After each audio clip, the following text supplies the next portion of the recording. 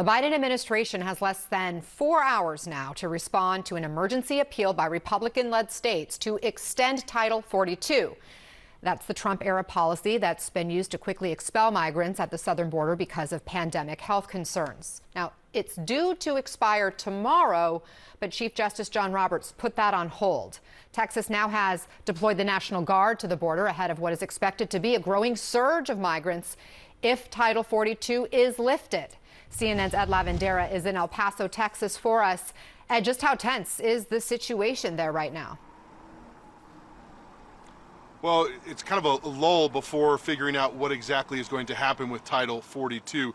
The surge that we've spent so much time talking about in the last week has really started to go away. So now all of the focus really is on the anticipation of what the possible surge if Title 42 is lifted tomorrow. So everyone here awaiting the courts. But city and county officials say, and federal Border Patrol agencies are saying that they are moving ahead as if Title 42 is going to be lifted tomorrow, doing all of the preparation that needs to be done ahead of that. County and local officials are saying that they're focused on building shelter space, which includes possible warehouses and unused school buildings to house the influx of migrants that could be coming here through the El Paso area, as well as building up, obviously, the food and medical systems that would be needed to support all of that. So that's really their main concern. But Anna, today we're also seeing where the politics of border security is really taking over. This morning, in the early morning hours before sunrise, Texas National Guard soldiers in the area where migrants have been crossing in the last week put up nearly a mile-long fence covered in razor wire. This is really much to the consternation of local officials who are extremely frustrated that this is, by the admission of the Texas Military Department, not done in coordination with the Border Patrol agents as well as local officials. The county judge here in El Paso says that this is not their responsibility, and it wasn't really the expectation that city and county officials here had when they declared a state of emergency and some 400 National Guard members were brought in. This is not the kind of support that they were expecting. They thought they were going to get more help with the housing and food and transportation kind of concerns that many officials here in El Paso have. So clearly the politics of border security really kind of the news of the day here in El Paso today. Okay, Ed Lavandera at the southern border. Thank you for the latest. Let's bring in Ron Vitiello. He served as acting director of U.S. Immigration and Customs Enforcement, or ICE, in the Trump administration. He's also the former chief of the U.S. Border Patrol. Ron, thanks for being with us. Given all the hats you've worn, you know the realities there on the ground. What's your assessment of what's happening right now? Well, the Border Patrol, my former colleagues in DHS, they're up against it, right? We're seeing the largest surge on the southwest border that's ever occurred in the history of that border. Between 6,000 and 8,000 people are coming across the border every 24 hours. And now with the ending of Title 42, you're going to see upwards of, they're talking numbers above 14,000 in 24 hours. The system is already overwhelmed. All of the facilities, the workstations, the workflow, the Border Patrol has been up against it for the last 2 years. We've never seen anything like this, and this Title 42, it was always going to sunset. It was always based on conditions as it relates to COVID. But what it's doing now, it's sort of a stopgap. They can expel people quickly. They can handle that process in less than a half hour. Once they have to enroll everybody into immigration docket, that's going to take up to 3 hours. And so add to the increasing overburdened Border Patrol now, you're going to have more traffic. They're going to have more to do with essentially the same amount of resources. They've been up against it for the last 2 years. Let me ask you about what we understand the plan is, as we know it, by the Biden administration. They say they're surging resources there to the border, and this includes increasing the manpower, specifically hundreds of additional Border Patrol processing coordinators. They've added 10 soft-sided facilities to increase holding capacity. They say they're legally cracking down on repeat offenders, those engaging in smuggling efforts, those trying to evade apprehension. Is this a good start?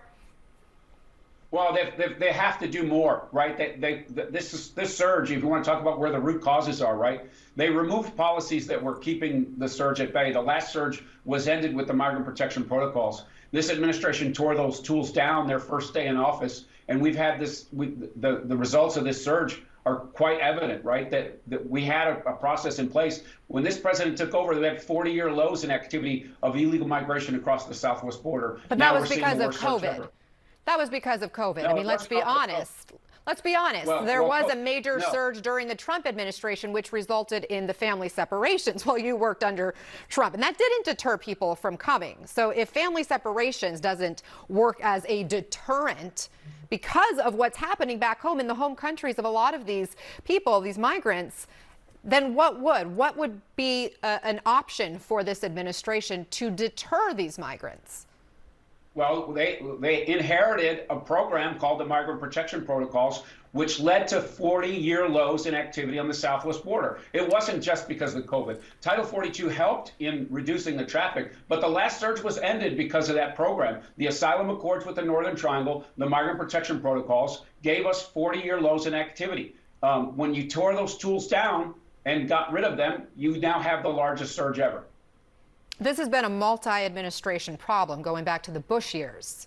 The U.S. has pursued largely a border policy focused on enforcement, what to do once people cross the border, right? But not providing the larger solution, systemic reform. That's really on Congress. But if Congress is unwilling to act on comprehensive immigration reform, what do you see as the options?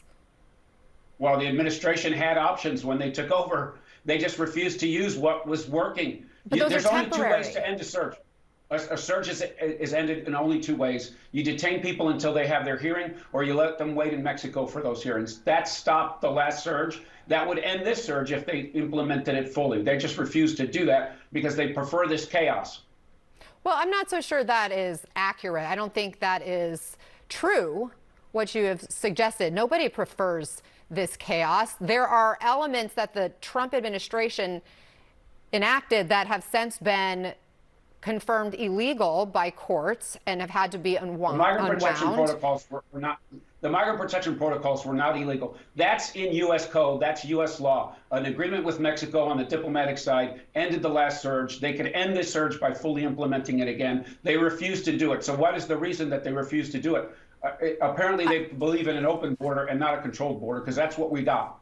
Again, I don't think that's fair. I will say our understanding based on CNN's reporting is that it's something they are considering trying to continue to do, that it was something, a tool that was useful and had some effect. But if you can't stop the push factors that are coming from those countries where it's so dangerous, it's so financially difficult for people to survive in those countries that you're not going to stop them from coming.